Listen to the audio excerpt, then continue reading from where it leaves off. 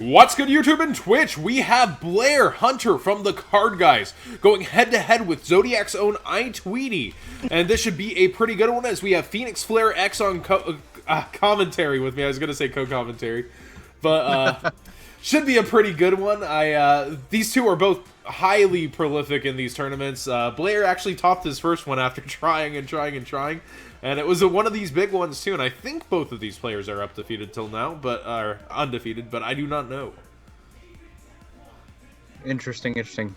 And Blair winning the RPS. Winner gets the MILF. Excuse me. All right. Blair the MILF Hunter. Oh, Cosmo MILF Destroyer. Man, the Cosmo Man. Oh, X1. Oh, this is kind of an elimination match. I don't think any X2s will actually be making it, but we're unsure at this point. I find it... Why is that X1 there? Are they listening to the stream chat? No, I typed in it. Oh! Okay. We have the answer to the Ghost Ogre. My body as a shield. Blair was prepared. Oh, I love those interactions. The immediate response. Pay 1,500. Pay 1,500, win the life. All right. It's so dangerous to burn it there, though, because now, like, I get that he may not have been able to make a board without this, but a Kaiju Slumber now and a Samurai is so much damage when you're down to 65. Yes, it is incredibly detrimental to be that low. Add a Teratop and it's just game. Add an instant fusion and it's over. Yeah, it's all ogre. All right, so Blair's playing 41 and Tweety is playing 42. Almost no duelists I've seen is sticking to 40 anymore. So yeah, very, very rare to see now. You just gotta find room for all these cards that you're playing. Have I seen War of the Worthless? Yes, Rank 10 series are the bomb. They are actually great. I didn't know about them until very recently, and I've binge watched all of them, and they're amazing. Yeah, his sense of humor is great. His editing is great. It's just really awesome that we have such a hard worker in the community. It's crazy how many views his like things get versus subs. I think a lot of people rewatch because they have rewatch value, which is rare in our community also. Yeah. They definitely do have rewatch value. Like my market watches, they only have rewatch value for 3 days. So like, what was that? Oh yeah. Like, and then things change. So that's why they get watched so much, is because I have to keep them updated. Right. Alright, so my cat is trying to watch the feature. Oh man, I love those things. Like, I was watching an actual commercial, and it's like for this like kangaroo cat thing where you keep a cat in a pouch, and this lady's like trying to act all happy on the internet, and the cat literally within the commercial like puts its paw on the hand, like, please stop. No more.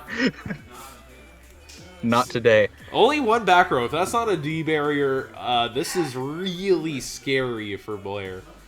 Yeah, that one back row is looking pretty unthreatening unless it's something like barrier. And there's one we're at. We're either going to force the back row or force a hand trap. How insane would it be to have the exact same interaction happen again with Ghost Ogre and then a My Body? It's crazy how Ghost Ogre and Valor just swap in metas. Yeah. It is very, actually. You'd think that like Ghost Ogre wouldn't have that many applications until you actually see competitive play, and then you're just like, oh, all of these things are activating. And then it just happens to be a tuner too, because why not? Yes. Happens to be an E-Telly target, because why not? Oh, I think we are going to see a My Body here, maybe. Oh, nope, just the Force. Maybe going to see a Trident and a Tigress. Or not a Trident, my bad, a Barrage. Or an Invoker. Ooh. Terror Topo. Let's see if that's a strike down. I think you let the Tackle Tom hit, you let the Invoker hit, and then you go strike if it is. If it's barrier, I think you let him Tackle Tom to board also, and then you flip it. Or you could just hit the Invoker there also. Why not? 1,600 body, only going to lose Trident. Either way. Yeah, at that point it just becomes how much do you value your Trident staying on the board. Because if you value the Trident, you Dimensional Barrier before he overlays. Because you still have Whiptail. But no, even then Teratop crashes, so I guess... Yeah. No Tinky. But looks like this is just fine. So the Borbo's gone, but Tigress is going to be able to go into Broad Bull, be able to summon one, go to the Trident, summon the other. Oh, yeah. And get the free extra range. Okay. Oh, and get a draw. Okay, we digging. Tweety going off proper. Very, very interesting that he was able to actually resolve a third blade after also summoning Rat from hand. So, and there is the so Tiger being able to go speed. into Tiger. Yeah, gonna switch out, and now you have to use every single line. You're gonna have to go into Broad Bull, pitch the Tiger, special Mole Rat, go into Trident, pitch the Mole Rat, special Mole Rat. Well, he overlaid, for Borbo, and Borbo got killed. So this is just he's not gonna be able to use Bullhorn for F. Yeah, no Bullhorn search, which is sad. Sad times. But you'll take that easily any day over, like, not being able to do anything. Valid. Didn't say that it wasn't.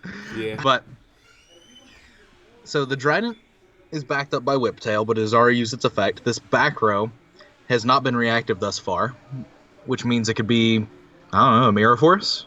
It could be Compulse, it could be Book of Moon. You don't really feel the need even to use it yet. Like, if it's Compulse, you're just going to wait for the rank 4. Well, no, you would have used it on the Invoker. I'm completely wrong. So it's not Compulse. We can rule that out. We can rule out Book of Moon. You would have used that on the Invoker also. Can't be Chalice, because Chalice would have hit the Invoker as well. Torrential would go off right here. Torrential would be really juicy right here. And there is a pause. I think you would wait for the actual Emerald in order to do a Torrential play too. Probably. Just waste an extra resource.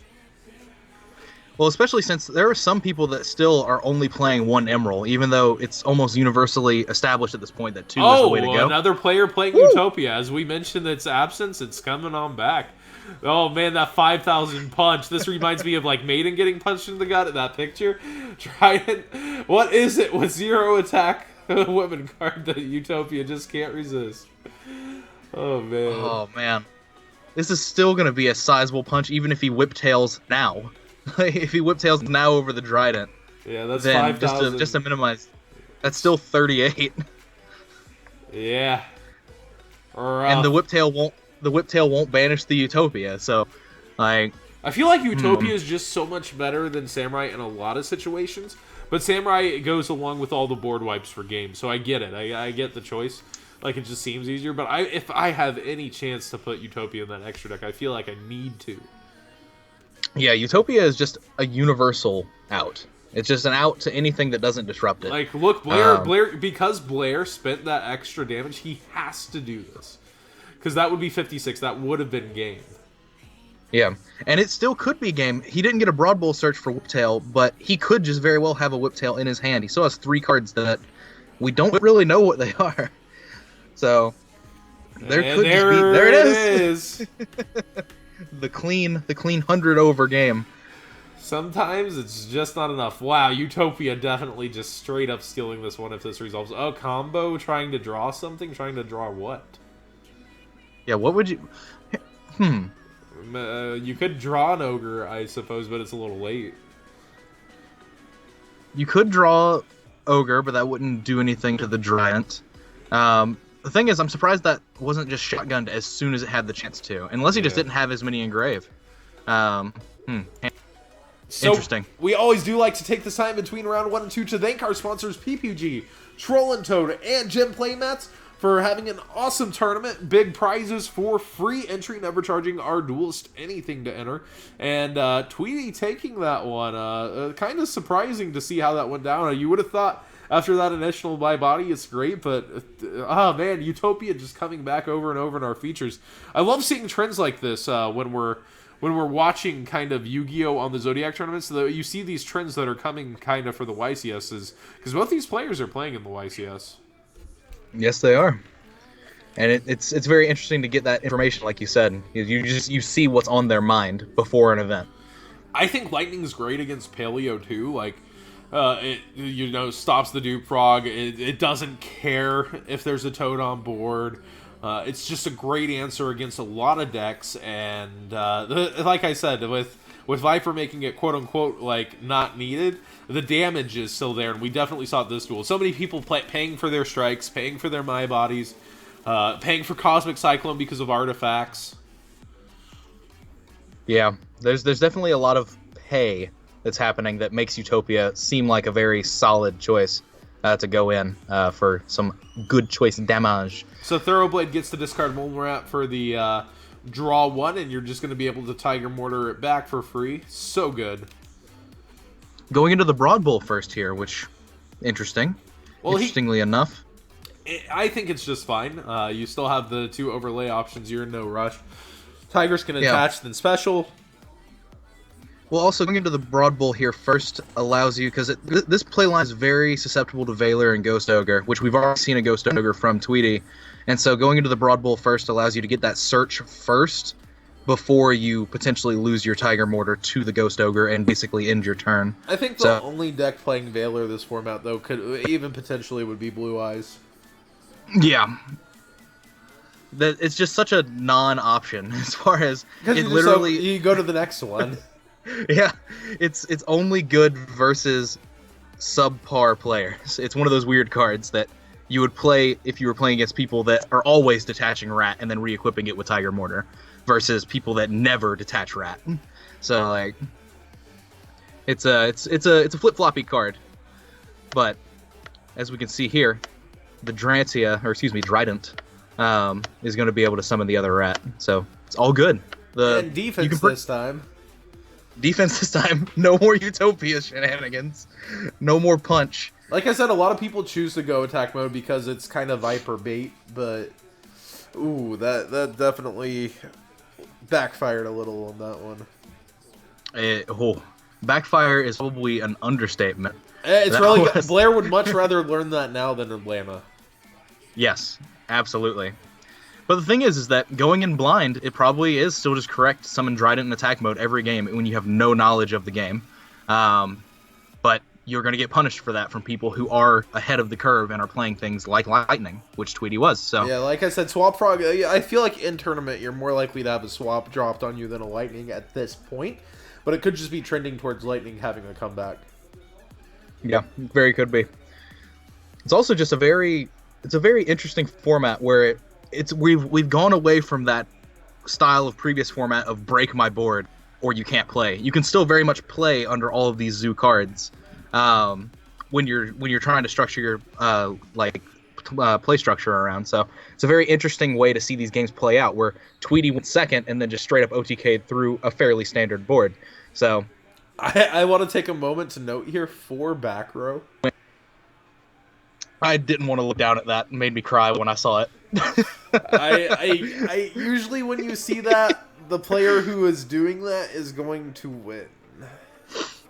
Either that or this is like the most next level bluff in the world. Make him play around barrier, make him play around strike, but none of it is there. Philly Luna actually used to do that a lot. He would be like, if they have Storm, they have Storm because this is the only way I'm winning this game is the mind game. And he would do that a lot. And I think it's a lot less present in our games these days. Yeah, it's definitely a lot. I could see it also like setting things to like not get Twin Twistered. Yeah. Like true. You're protecting certain things from Twin Twister. Could have sided into artifacts. So he shotguns a Trident here, and then pops the Emerald, but it gets my bodied, so I guess it's fine. But I find that interesting that he didn't go after the Trident. Oh, yeah. We just got sets. Oh, 1 set. Ouch. Set to no S. Full stop.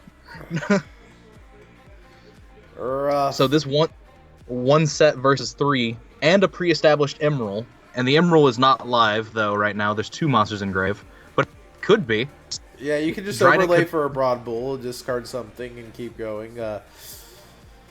Even something as simple as Trident detaching that material, popping the 10 key, that puts 3 engraved. Yep. Hey. Free. Because that way you get a draw before you Broad Bull search, and that gives you more information, as well as depending on how many Tiger Mortars he plays, or Broad Bull, or Wild Bows, whatever. Well, he's whatever just the monkey bow is. He's putting back the Boar Bow, and he's putting back the Tiger Mortar, so he can just overlay the Boar here, overlay the Tiger Mortar, detach, attach, go, go, go. Yeah, it's an arguably more favorable result than just going straight into Broad Bull. And actually saves the extra material of Warbow here, leaving it in the extra, going straight into Tiger Mortar because there's nothing that's going to be under to add attack and protect here. Interesting. Yeah. Oh, he can use the Borbo second, and that's kind of cool. And then he can use Broad Bull after. Nice. Right. That way you don't just mindlessly waste the Borbo if you get like Ghost Ogred or if that trap is real.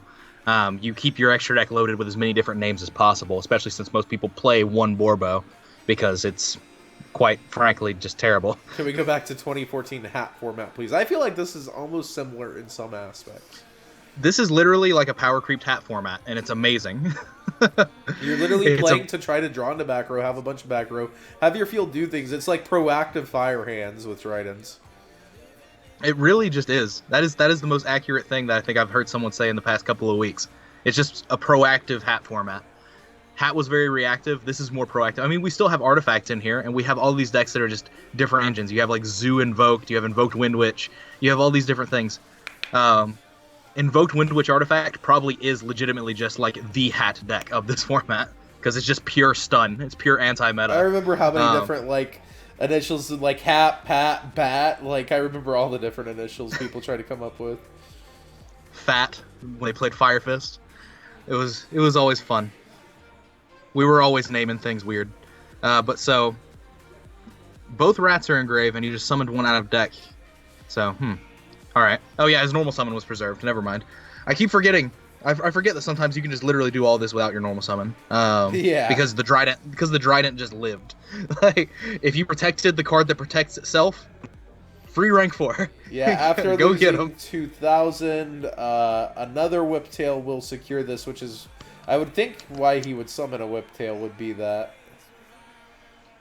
Yeah. Unless he had no other options to push him this damage and just push him out of all of his pay 4 cards.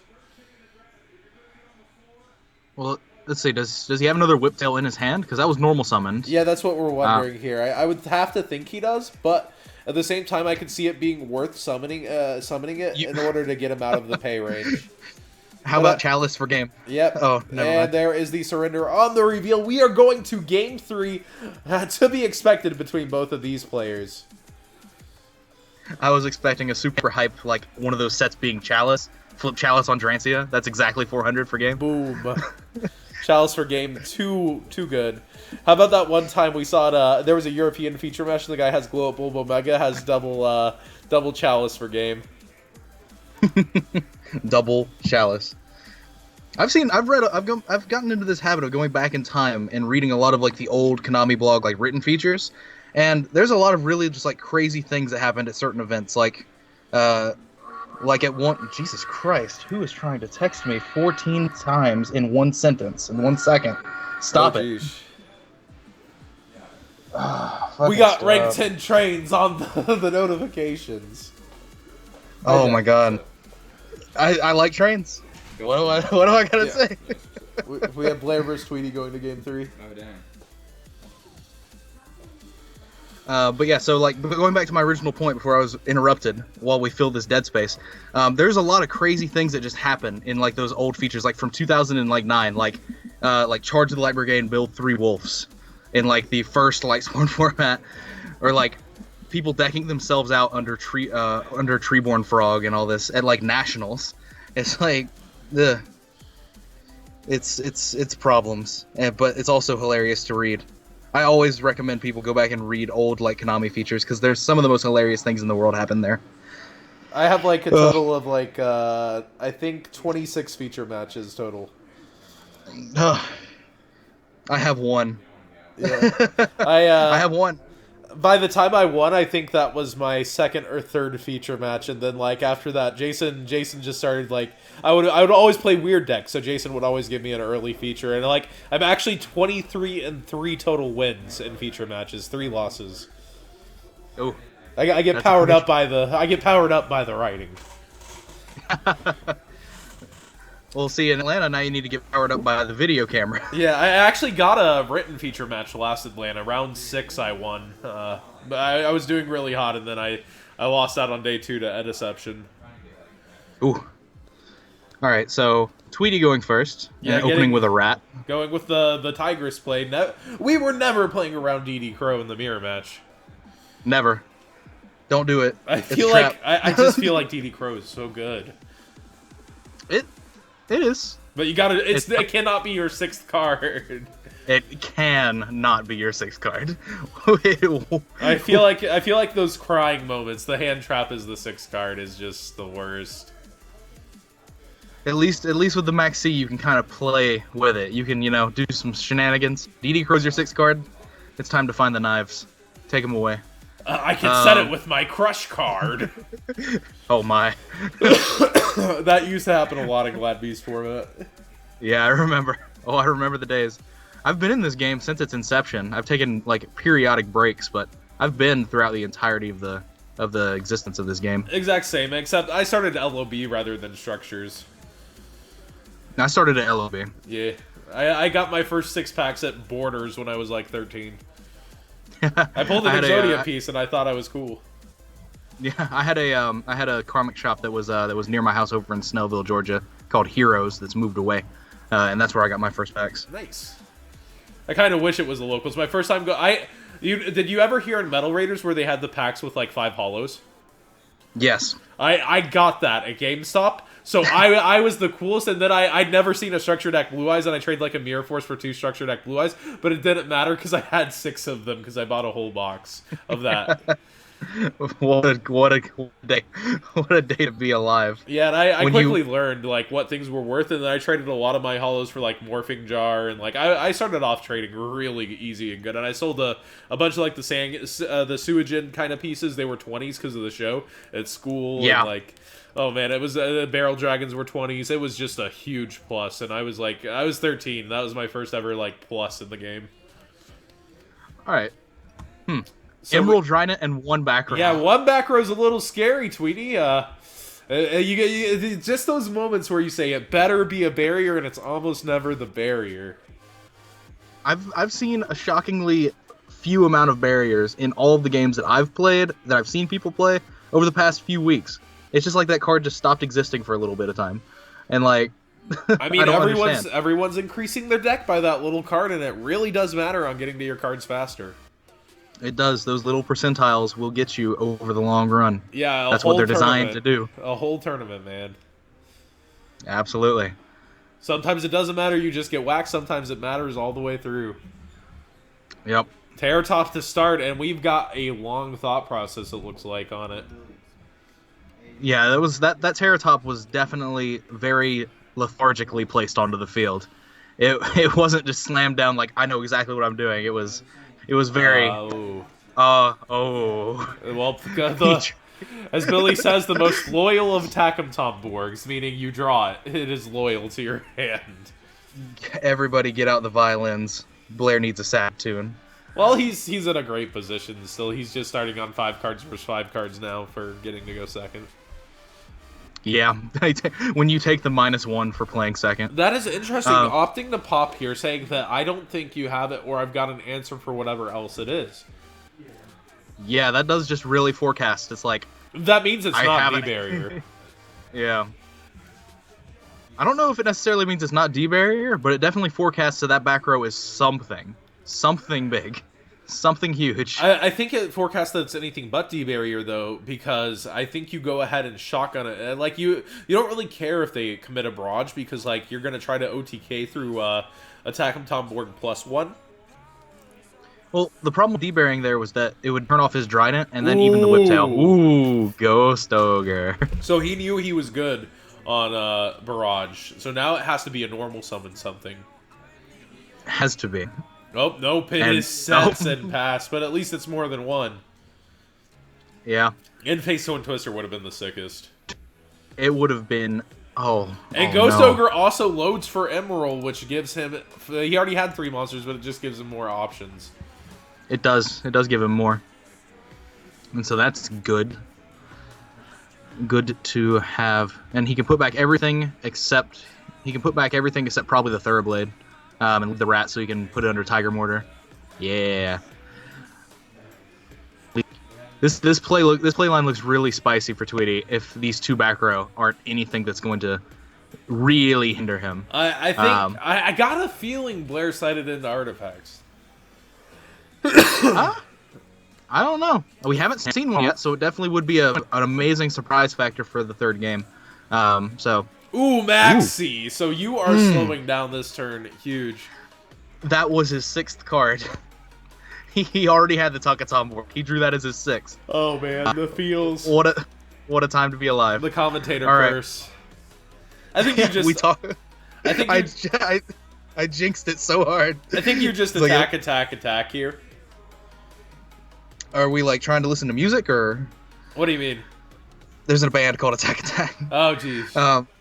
But, okay, so the Trident gets an extra material off the barrage. Always free. Always pleasant. Does it even but yeah, so... attack. Oh, okay. I thought it said end phase. I was like, what? That would be weird. I do find it interesting that he's just he's not choosing to attack with the Trident as well, because he can just put the Whiptail under it in battle phase. I think it's kind of like everybody sees teched mirror forces. You're always wanting to play around it. There's no point to push 1200 more damage, and also you could just get like there wasn't a summon. The attach was the barrage effect, so like you could just be losing extra to the strike. Oh, but it's Dark Hole anyway. Dark Hole, are we gonna see? Oh, Stardust Dragon come forth. Oh, warning! The old school interactions! Back to plant format we go. Oh, the warning. Oh. Please have a zoo. Oh, it is a zoo for the final card! It's a zoo, but there's no rats engraved, so he can't use Tiger. And a Maxi. I think you just attack. Yep. Attack. I don't think you bother. I really don't think you give him 2 draws. I think you pray and hope you're good. And yep, he does. I really think that's the right play. You have the only arguable play is to make Broad Bull, but that's it. You have the biggest possible zoo monster that can be normal summoned right here. Oh, what is your final back row, Blair Hunter? Well, Tweety also has a rat engraved, so this rat isn't as free as it seems like it is, but he can go to Borbo and to Tigris, like he ever get to shuffle free back? Oh, he's gonna be able to shuffle everything back. Okay, 1, 2, 3, 4. Okay. He'll be able to shuffle back next turn. Yeah, but here's the thing. All right, so he can go Borbo, activate effect now, pitch, use Tigris attach back, and try as long as this back row is not real. Yeah, and also he can literally just get the Thoroughblade back from grave off Tiger Mortar, and also do a Broad Bull to search for Whiptail and pump it by further. So like he can make the biggest monster on the board, and in a simplified game state, that's what you want. And we are very much in a simplified game state here, or at least Blair is. He's got 2 cards to his name, and one of them is a 1600 vanilla. But it's a compulsory evacuation device. The normal summon has been forced. Oh, instant fusion. Norden coming through in another feature match. Cup of noodles. Pay 1,000. Best 1,000 yen you've ever spent. The Norden coming in, and that's the thing is that let's see how many of his names did he use? He used his Broad Bull and his Borbo, right? Yeah, the Broad Bull got put back. Yeah, so he can actually just Tigris here. He can Tiger Mortar here. Well, he could have just brought back the rat as well. Oh, make Bullhorn the regular way. That also works. Yep. Oh man.